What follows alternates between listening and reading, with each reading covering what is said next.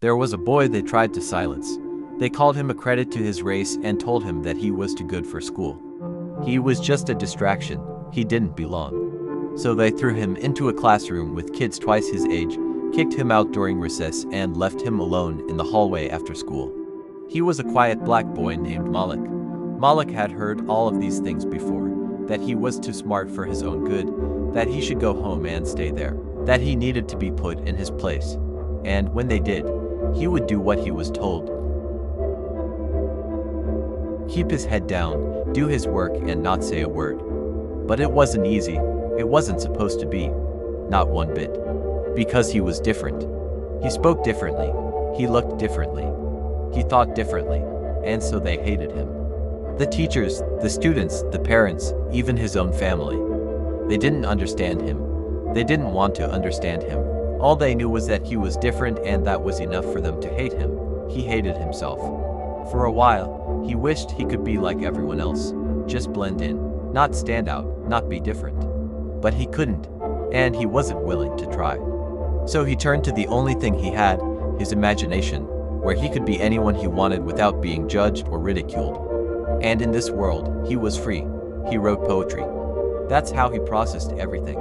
How he felt, how he thought, how he saw the world. He poured everything into his poetry because it was his escape, his release. But soon, his teachers found out and told him to stop writing because it was disruptive. His friends saw his poems and said, "You shouldn't write stuff like that. No one wants to hear it." His mother took his books away and burned his poems in the fireplace while he watched. "Stop writing nonsense and go clean your room," she would say, and he did.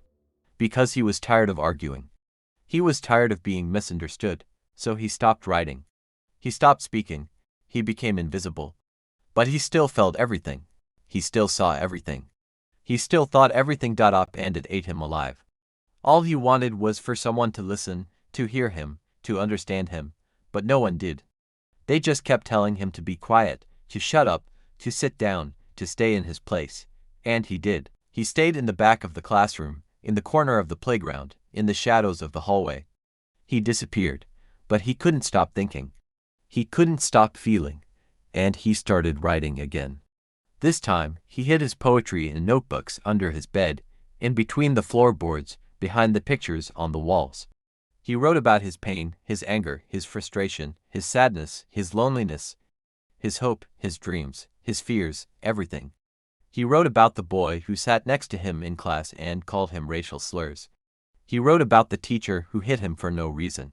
He wrote about the principal who didn't care. He wrote about the police who harassed him. He wrote about the adults who lied to him. He wrote about the system that betrayed him. He wrote about the world that rejected him. And he wrote about himself. He wrote about his struggles, his identity, his culture, his heritage.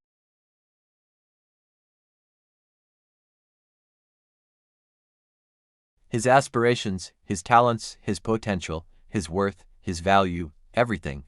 He wrote about everything because he had nothing else to do. And he wrote about anything and everything because he had nothing else to say. And then one day, something amazing happened. One of his classmates found one of his poems and read it out loud in class. "What's this kid writing here?"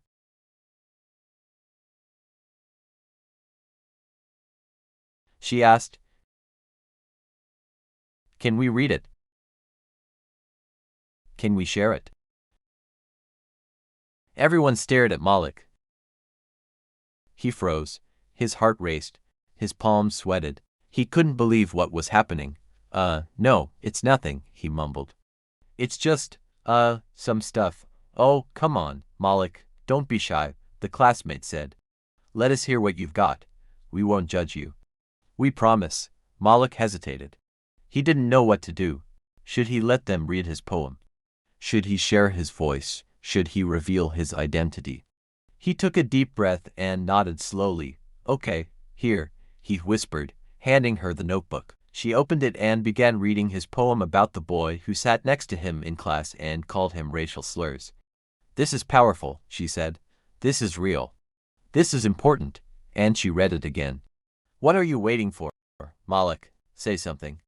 Do something," she challenged. "This is our chance to make a difference." And Malik realized he had two options.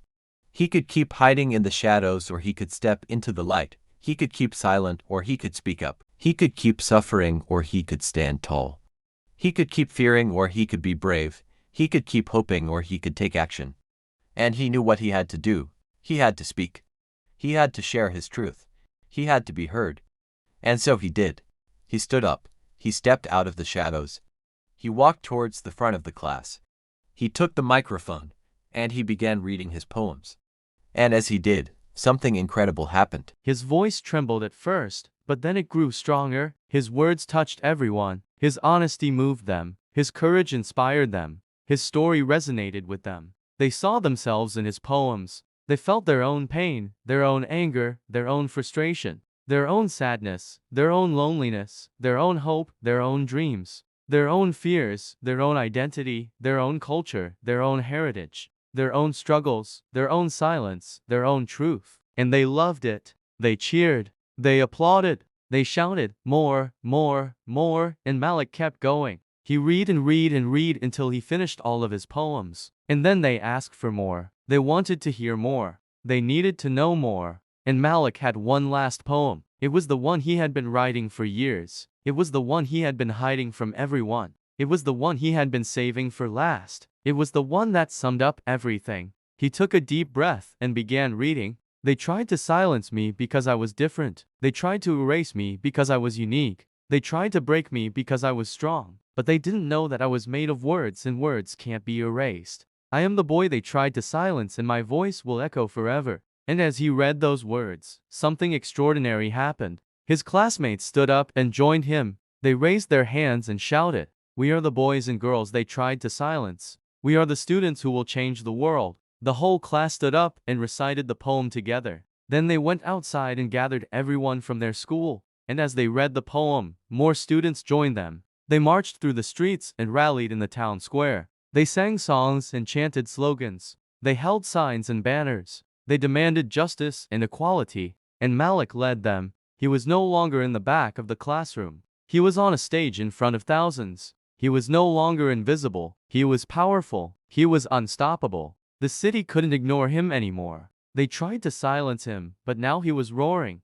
They tried to erase him, but now he was shining. They tried to break him, but now he was soaring. They tried to bury him, but now he was rising. He was the boy they tried to silence, but he became the voice of a generation. And his pain turned into power.